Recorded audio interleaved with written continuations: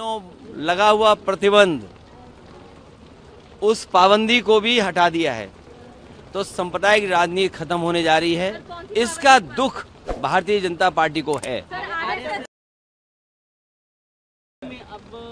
इसीलिए मैंने कहा कि जब सांप्रदायिक राजनीति खत्म होने लगती है तो आखिरी समय सांप्रदायिक राजनीति को जिंदा रखने के लिए, और ये तो बड़े सेंसिटिव चीज है कि अगर अधिकारी सेंसिटिव पोस्ट पर जाएगा और उसका व्यवहार आचरण किसी संस्था से या पॉलिटिकल पार्टी के माध्यम से उसका किया जाएगा, वो तो हम उत्तर प्रदेश में देख ही रहे हैं, हर दिन देख रहे हैं कि अधिकारी किस तरीके से पॉलिटिकल पार्टी का जो काम है वो कर रहे हैं। Tax, election commission of India सब खाकी का काम कर रहे थे, खाकी शॉर्ट्स पहनकर काम कर रहे थे, पर डिक्लेयर नहीं कर पा रहे थे। अब खुलेआम डिक्लेयर कर पाएंगे। देखिए, काफी अजीब चीज है, क्योंकि आपको पता है कि ये सरदार पटेल ने जो शुरू किया था कि आरएसएस का काम और सरकार का काम अलग है, दोनों एक साथ नहीं होना चाहिए।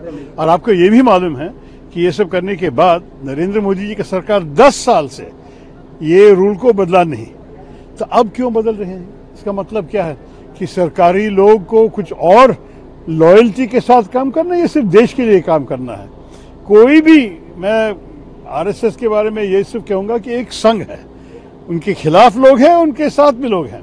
सरकारी जो हमारे एम्प्लॉयज हैं सरकार के, उनकी जिम्मेदारी है सबके लिए काम करने के लिए, पूरे देश के लिए काम करने के लिए।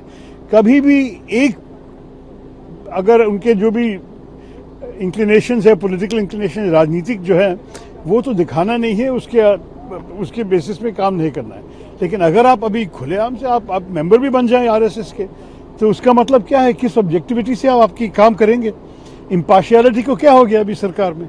ये पूछने लायक बात है। इस निर्णय को आपको लगता है सर? मेरे ख्याल में जो रूल था उसके लिए अच्छा कारण था, वो रूल ऐसे ही रहना चाहिए कि कोई भी जो ऑर्गेनाइजेशन है जिसमें एक राजनीतिक कलरिंग है, ये तो सरकारी लोगों के लिए नहीं है, उचित नहीं है।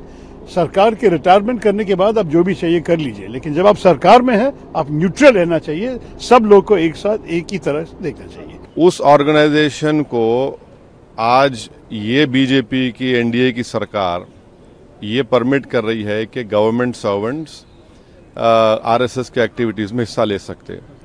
तो ये मैं समझता हूँ ये बिल्कुल गलत है, क्योंकि आरएसएस का जो मेंबर का ओथ होता है, पहले तो मराठी में था, बाद में उन्होंने उसको संस्कृत में किया, फिर थोड़ा अमेंडमेंट्स किए।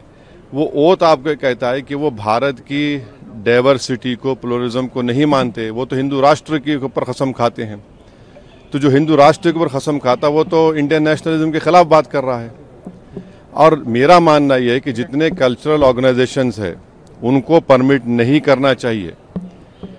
तीसरी बात यह है कि ऐसे कई कल्चरल ऑर्गेनाइजेशंस है जो कम्युनिस्ट आइडियोलॉजी को मानते हैं। ऐसे कई कल्चरल ऑर्गेनाइजेशन, मिसाल के तौर पर जो जमात इस्लामी है। और आखिरी बात यह है कि इस फैसले से बात जाहिर होती है कि ये जो एनडीए के अलाइज हैं, ये लोग क्या कहेंगे इस बारे में भी? क्या वो इसको मानते हैं, उस फैसले को एक्सेप्ट करते हैं? ये उनको बताना पड़ेगा।